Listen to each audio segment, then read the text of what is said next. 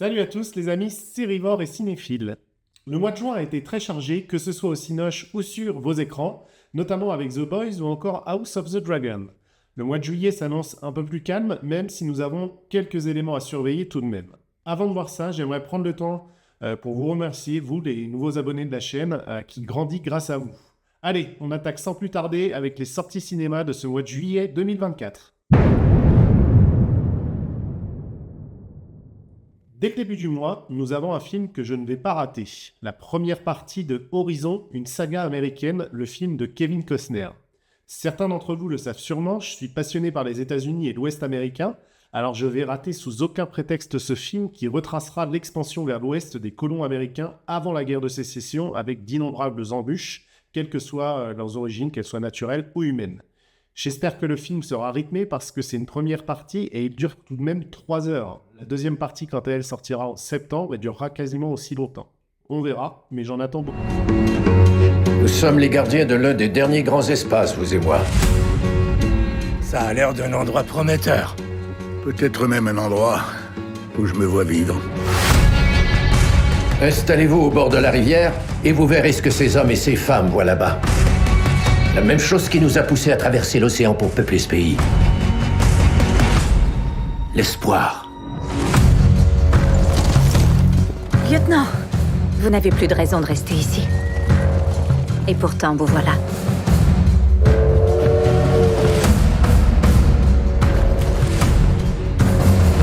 La semaine suivante, le 10 juillet, 2 autres films peuvent potentiellement l'intéresser. On surveillera d'abord To the Moon, l'histoire d'une experte du marketing chargée de redorer le blason de la NASA au moment où le projet d'aller sur la Lune battait de l'aile.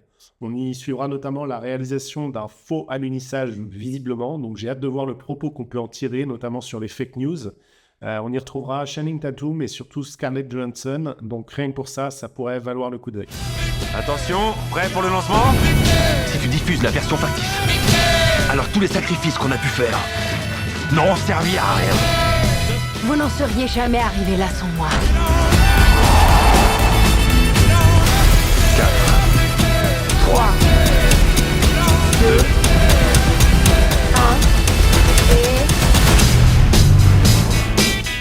Le même jour, on aura le droit aussi à Long Legs, un thriller horrifique assez mystérieux. Je ne sais pas trop quoi en penser à vrai dire, même après avoir vu la bande-annonce d'ailleurs, mais ça a titillé mon intérêt. A priori, on va suivre donc une jeune recrue du FBI lancée sur les traces d'un tueur en série et dans une enquête qui probablement touchera plus ou moins les forces occultes. Pourquoi pas, mais To the Moon restera quand même la priorité de cette semaine-là.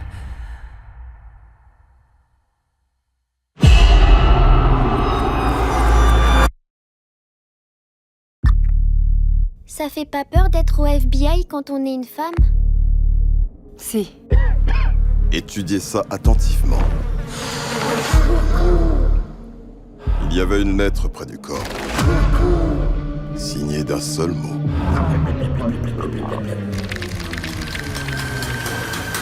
Le 17 juillet sortira sûrement le film que j'attends le plus de l'été. Vous le savez sûrement pas, mais je travaille bien entendu à côté de mes vidéos Cinoche et séries. Et en l'occurrence, je suis ingénieur météo, donc forcément, Twister, deuxième du nom, sera pour moi un grand événement. J'en attends beaucoup, même si je risque aussi d'être impitoyable avec ce film. J'attends quelque chose d'au moins aussi grandiose que le premier film culte des années 90. Et bien entendu, le réalisme sera pour moi très important. Rendez-vous le 17 juillet donc pour vérifier tout cela. L'épisode de tornade hors du commun continue. T'as une sacrée réputation, la citadine. Tu croyais pouvoir détruire une tornade. En théorie, mais j'ai jamais eu l'occasion de m'approcher assez près. T'en veux une ?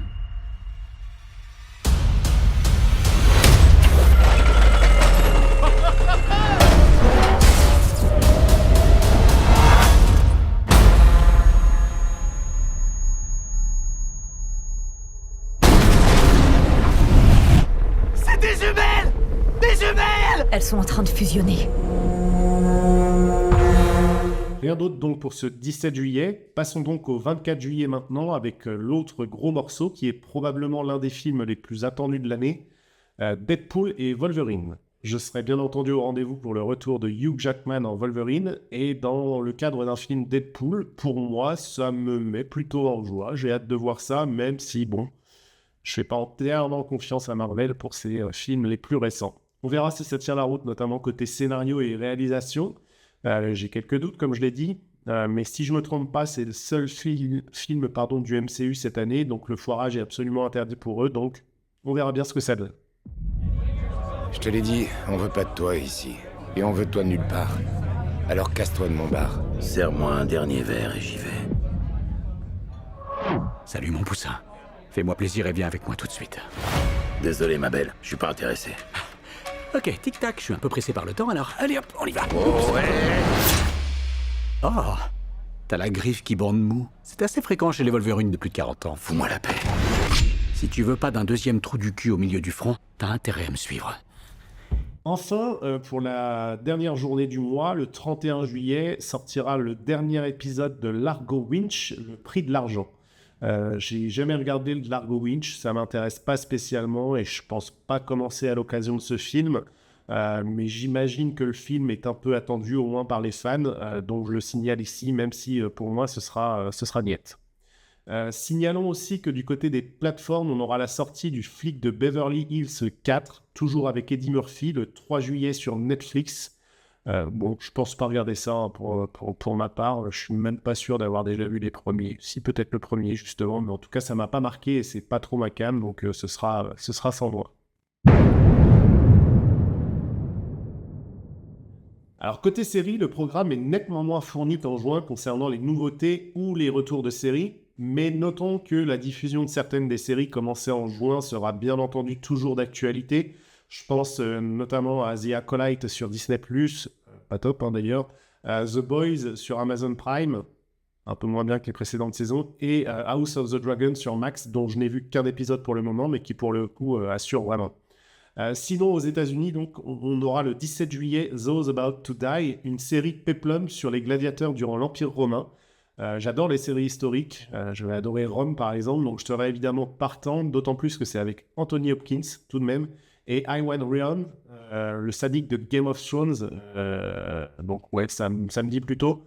Alors c'est produit par Peacock aux États-Unis, mais ce sera disponible a priori dès le 19 juillet en France sur Amazon Prime Video. La bande-annonce donne plutôt envie. Les reconstitutions ont vraiment l'air sympas et le scénario semble en plus plutôt fouillé avec à la baguette le scénariste de Il faut sauver le soldat Ryan. Donc c'est plutôt un grand oui pour moi pour cette nouvelle série Amazon. La vie a peu de valeur à Rome. On vit dans l'ombre des riches et des puissants. Tout ceci est sur le point de changer. Dans peu de temps, j'entrerai dans le royaume des ténèbres. Mais il n'y a rien de plus important que de protéger notre Rome bien-aimé. Nos ennemis au cœur de Rome sont dangereux.